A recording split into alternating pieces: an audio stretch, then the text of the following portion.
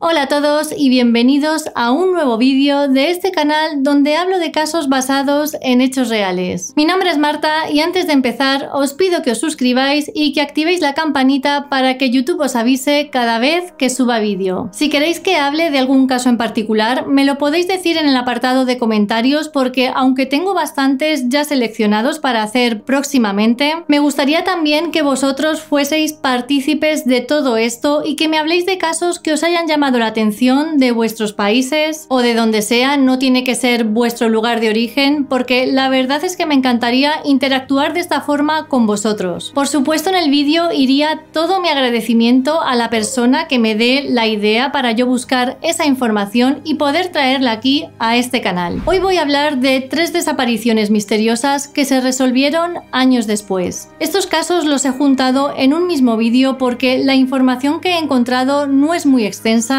pero sí que es verdad que son 3 historias muy interesantes que me apetecía compartir con todos vosotros. El hecho de que estén resueltos no quiere decir que tengan un final feliz, pero por lo menos las familias pudieron saber qué pasó con ellos, porque ya no es solo el hecho de perder a alguien a quien quieres. Cuando hay una desaparición es mucho más angustioso porque no hay respuestas, porque no sabes si esa persona está bien, si está mal, si alguien se la ha llevado o se ha ido por su propio pie. Todos los familiares de desaparecidos coinciden siempre en lo mismo y es que prefieren saber la verdad, por dura que sea, a no saber nada. Así que a continuación vamos a ver qué les pasó a estas 3 personas que un día se fueron de su casa y años después supieron qué pasó con ellas. Empezamos.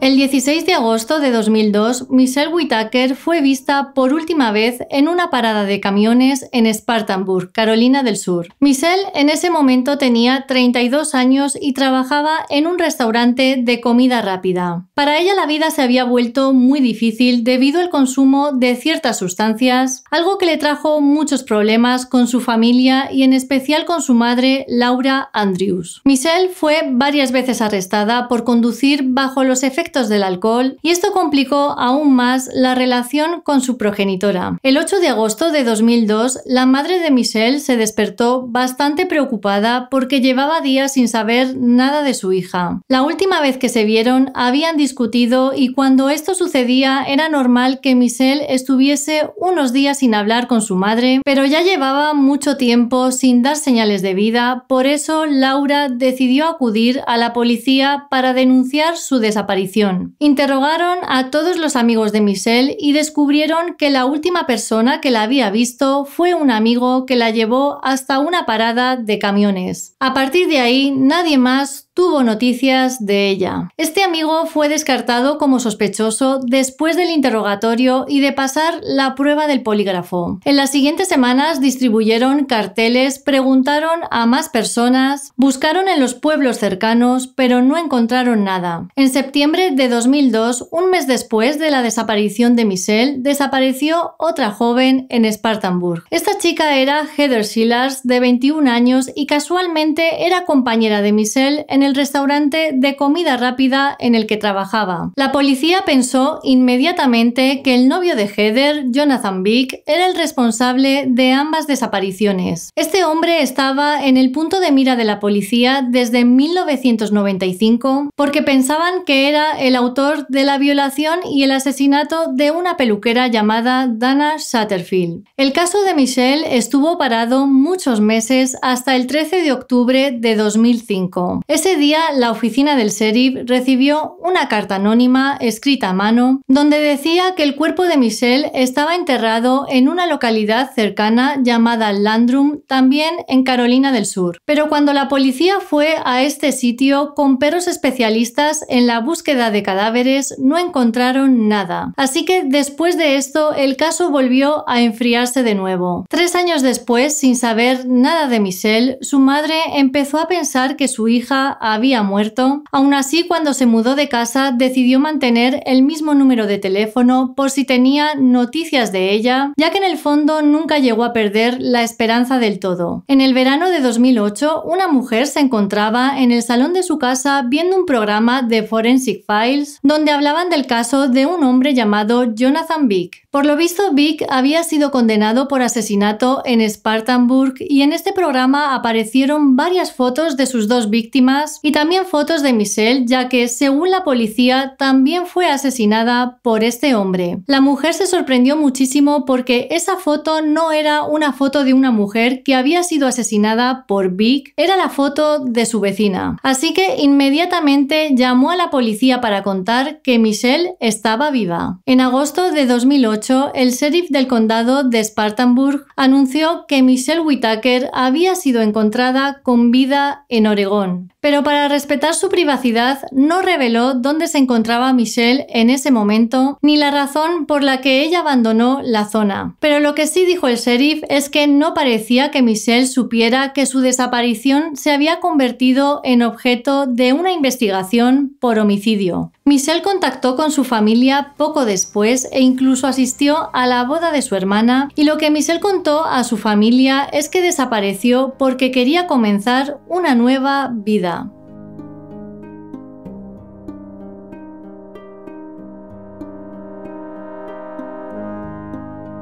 La siguiente desaparición tuvo lugar en Sydney, Australia, en el año 1987. Gabriel Nagy por aquel entonces estaba casado y era padre de dos hijos, Jennifer de 9 años y Stephen de 11. Gabriel trabajaba como instalador para ayudar a tiendas minoristas a construir espacios comerciales alrededor de Sydney. Le encantaba su trabajo, pero él quería ser contable y es por esto que empezó a ir a clases por la noche para alcanzar su objetivo. El 21 de enero de 1987, Gabriel llamó por teléfono a su esposa Pam para decirle que estaría en casa a la hora de comer. Preparó la comida y le esperó durante horas, pero Gabriel nunca regresó. Al día siguiente, Pam recibió una llamada de la policía para comunicarle que habían encontrado el coche de su marido quemado en un lado de la carretera sin nadie dentro, y es por esto que denunciaron su desaparición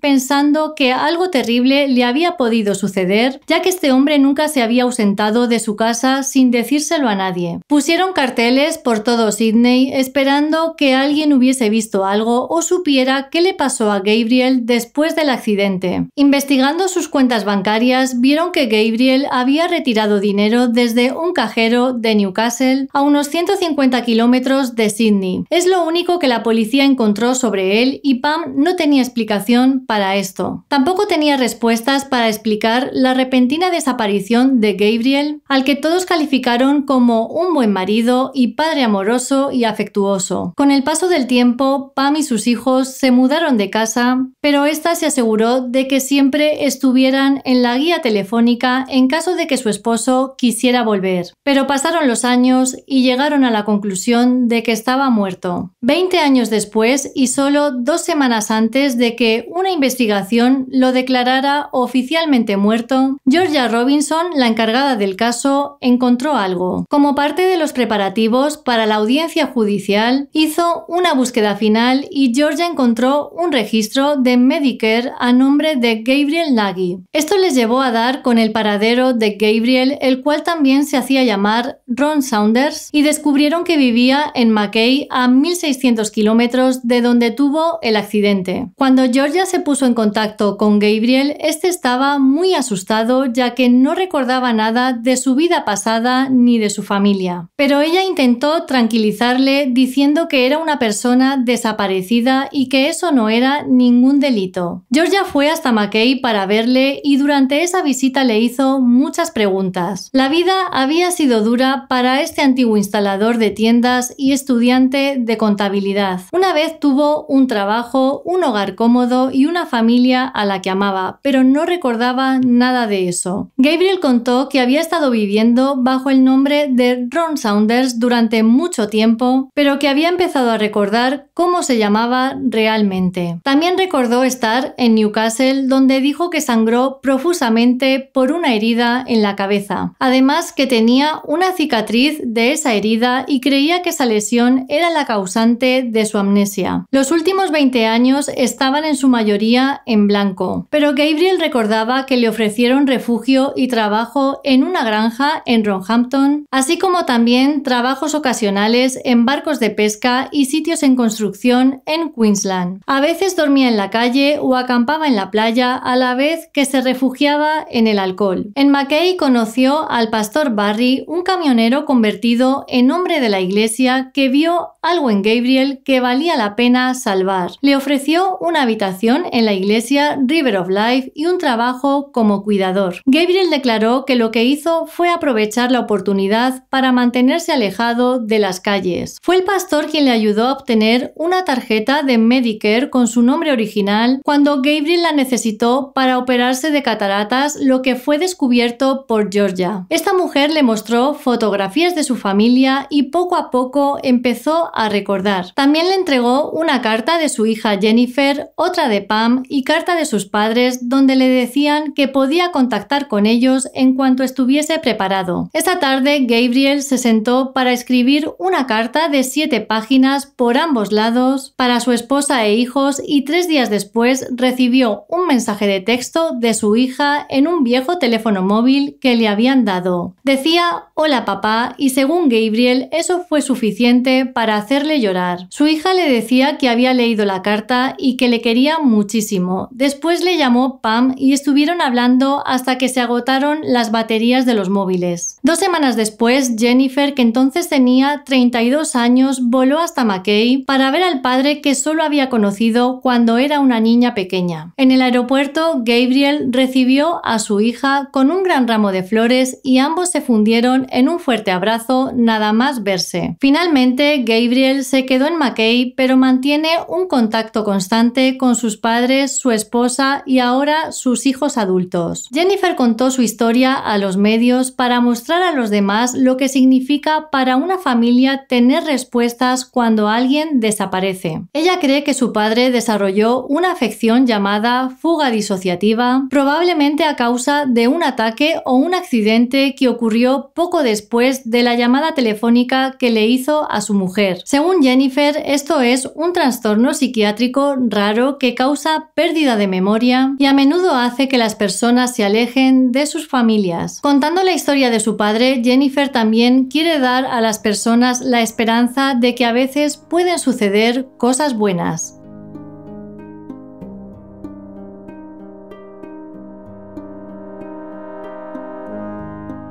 Carla Ruth Reyes, de 54 años, salió de su casa en Yucca Valley, California, el 3 de febrero de 2013 entre las 7 y las 9 de la mañana. Carla cogió una manta, una almohada y medicamentos y se fue en su coche, un Mitsubishi Galant marrón del año 2002, y es aquí cuando se pierde la pista de Carla. La familia no sabía a dónde iba, solo que se fue y no regresó. Estaban muy preocupados porque no era normal que Carla desapareciese así, sin decir nada. Además que no tenían forma de comunicarse con ella porque dejó su teléfono móvil en casa. Nunca volvieron a ver ni a tener pistas sobre Carla hasta que el 27 de octubre de 2015 2 excursionistas se toparon con algo. En la zona desértica del Parque Nacional Joshua Tree encontraron un coche, un Mitsubishi Galant, con restos humanos dentro. Inmediatamente llamaron a la policía y cuando llegaron allí vieron que el vehículo estaba atrapado en la arena, en un área a la que normalmente solo acceden vehículos con tracción a las 4 ruedas. El 30 de octubre, 3 días después de encontrar los restos, la autopsia confirmó que estos pertenecían a Carla y aunque no se dijo la causa de su muerte, sí que emitieron un comunicado de prensa donde descartaron que otra persona le hubiese quitado la vida. Es por esto que se especuló con la posibilidad posibilidad de que su muerte pudo ser debida a un accidente o a causas naturales. Y bueno amigos, hasta aquí el vídeo de hoy. Esto es lo único que he encontrado sobre estos 3 casos. Ya os dije al principio que no es mucho, pero yo creo que nos podemos hacer una idea de lo que pasó. Son historias muy tristes. Es verdad que la de Michelle y la de Gabriel al final tuvieron un final feliz porque les pudieron encontrar con vida, pero aún así fueron muchos años de sufrimiento para sus familiares por no saber lo que les había ocurrido. Por desgracia, Carla tuvo peor suerte porque además, si todo esto fue un accidente, justo le sucedió el día que se dejó el teléfono móvil en casa y esto hizo imposible avisar a nadie para pedir auxilio. La verdad es que es muy triste.